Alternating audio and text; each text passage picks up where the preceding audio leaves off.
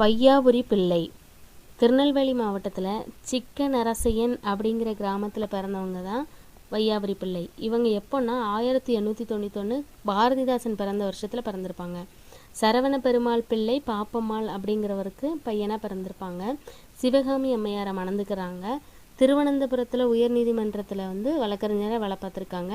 அங்கே இருக்கிற சட்டக்கல்லூரியில் 1914 இவர் சட்டக்கல்லூரி அதாவது பிஎல் பட்டம் வாங்குறாங்க. ராசி அப்படிங்கிற நாவலை எழுதியிருக்காங்க. மறைமலை அடிகளையும் தமிழ் கற்றவர் யார் அப்படின்னா வையாபுரி பிள்ளை.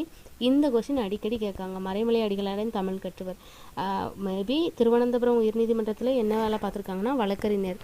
இதே மாதிரி வழக்கறிஞராகவும் இந்து சமய அறநிலைத்துறையாகவும் வேலை பார்த்தவர் யாருன்னா பிச்சமூர்த்தி. அவரை பற்றி கேட்டிருக்காங்க. இவரை பற்றி கேட்கலாம் சான்ஸ் இருக்குது. பிடிச்சிருந்தா லைக் பண்ணுங்கள், ஷேர் பண்ணுங்கள், சப்ஸ்கிரைப் பண்ணிக்கோங்க, ஃபாலோ பண்ணி வாங்க. கண்டிப்பாக ஜாப் வாங்கிடலாம். தேங்க்யூ.